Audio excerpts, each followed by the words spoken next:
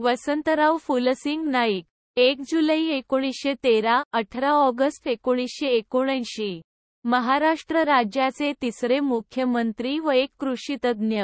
त्यांचा जन्म विदर्भातील गहुली, जिल्हा यवतमाळ येथे सधन शेतकरी कुटुंबात झाला. नाईकांचे मूळ आडनाव राठोड, पण गहुली हे खेडे चतुरसिंग राठोड याने वसविले. त्याने जमीन जुमला जमा करून आपल्या समाजाला स्थिर जीवन प्राप्त करून दिले. साहजिकच तो वंजारी समाजाचा नाईक म्हणजे पुढारी झाला. त्यावरून पुढे नाईक हे आडनाव रूढ झाले.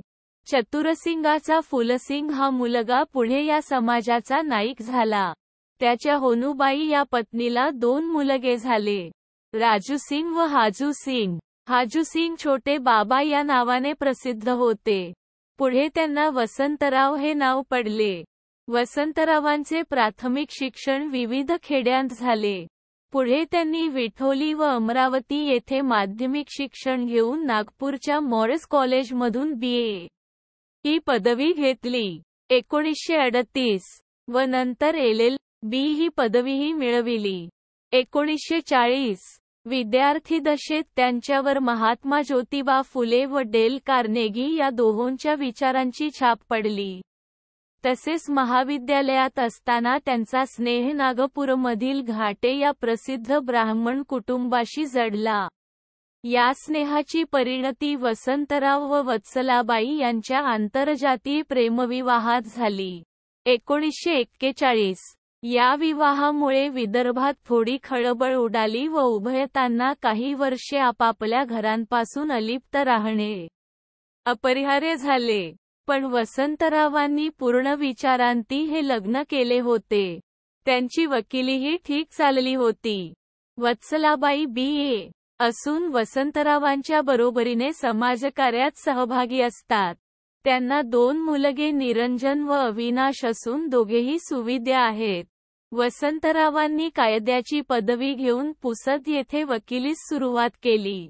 हळूहळू त्यांचा वकिलीत जम बसू लागला व आर्थिक स्थितीही सुधारली तसेच प्रतिष्ठाही वाढली. ते पुसद कृषी मंडळाचे अध्यक्ष म्हणून निवडले गेले 1943 ते 47. यांशिवाय हरिजन वसतिगृह व राष्ट्रीय वसतिगृहाचे डिग्रस ते अध्यक्ष होते. 1946 मध्ये त्यांनी काँग्रेसमध्ये प्रवेश केला. मध्य प्रदेश राज्याच्या मध्यवर्ती सहकारी बँकेच्या संचालकपदी त्यांची नियुक्ती झाली 1951 ते 52.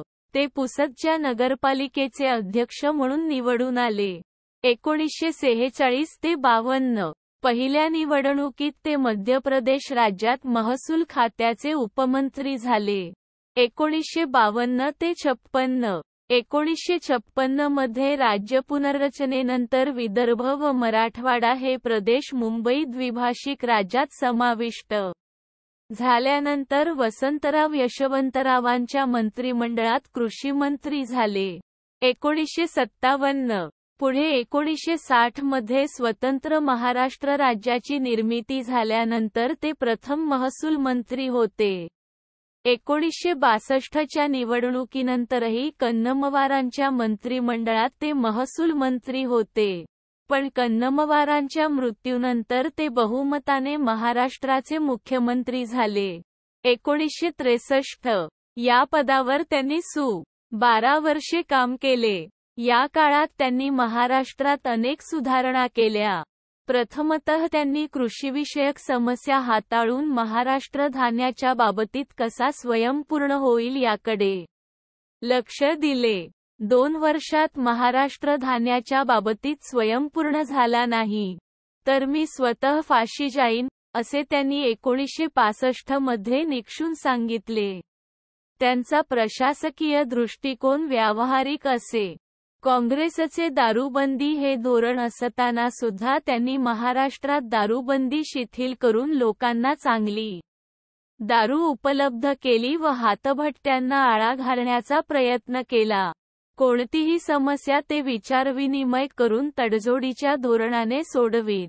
त्यांनी शिक्षण, शेती वगैरे बाबतींत लक्ष घालून अनेक सुधारणा केल्या. विशेषतः पाझर तलाव व वसंत बंधारा यांच्या निर्मितीचे श्रेय त्यांच्याकडे जाते. 20 फेब्रुवारी 1975 रोजी शंकरराव चव्हाण महाराष्ट्राचे मुख्यमंत्री झाले. त्यानंतर वसंतरावांनी आपल्या जिल्ह्यातच सामाजिक कार्य केले. 1977 मार्चमध्ये झालेल्या सार्वत्रिक निवडणुकीत ते लोकसभेवर निवडून आले. संदर्भ 1.